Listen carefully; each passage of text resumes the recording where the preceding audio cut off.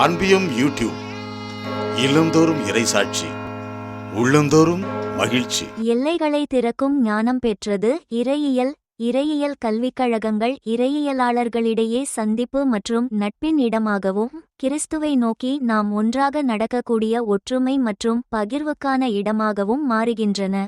இறையியல் என்பது அறிவியல், தத்துவம், கலை மற்றும் அனைத்து மனித அனுபவங்களுடனும் உரையாடி இருத்தலியல் எல்லைகளை திறக்கும் ஞானம் என்றும், இறையியலாளர் என்பவர் தனது சொந்த இறையியலில் நம்பிக்கையின் அறிவு மற்றும் சுவையை அனைவருக்கும் தெரிவிக்க வேண்டும் என்ற மறைபணி ஆர்வத்துடன் வாழும் ஒரு நபர் என்றும் எடுத்துரைத்தார். திருத்தந்தை 14ஆம் லியோ செப்டம்பர் 13 சனிக்கிழமை வத்திக்கானின் கிளமெந்தினா அறையில் திருப்பீட இறையியல் கல்லூரி வழிநடத்தும் கருத்தரங்கின் பங்கேற்பாளர்கள் ஏறக்குறைய 130 பேரைச் சந்தித்தபோது இவ்வாறு எடுத்துரைத்தார்.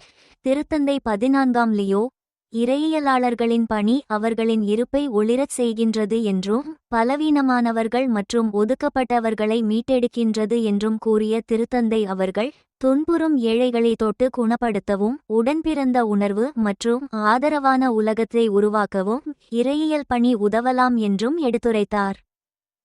கடவுளுடனான சந்திப்பிற்கு நம்மை இட்டுச் செல்லும் ஒரு வழியாக இறையியல் உள்ளது என்றும், தனிப்பட்ட, சமூக மற்றும் அரசியல் என அனைத்து பரிமாணங்களிலும் மனிதகுலத்திற்கு பணியாற்றும் நம்பிக்கையின் அறிவுக்கு ஒரு குறிப்பிடத்தக்க சான்று திரு அவையின் சமூக கோட்பாடு என்றும் கூறினார்.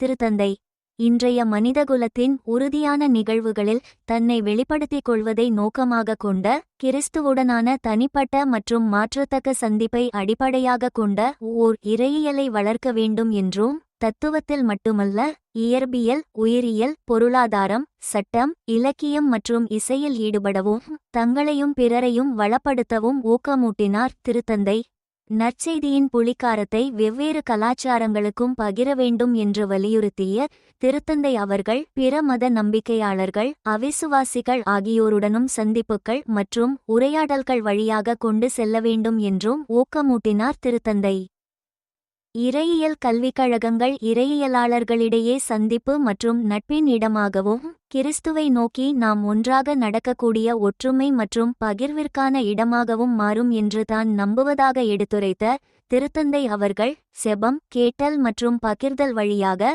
கடவுளின் தவறான உருவங்களை முறியடிக்க உதவுதல் மற்றும் ஆன்மீக வாழ்க்கையை வளர்த்தல் அவற்றின் பணி என்றும் கூறினார். கடவுளை பற்றிய உண்மையான அறிவு அன்பினால் மாற்றப்பட்ட வாழ்க்கையில் வடிவம் பெறுகிறது.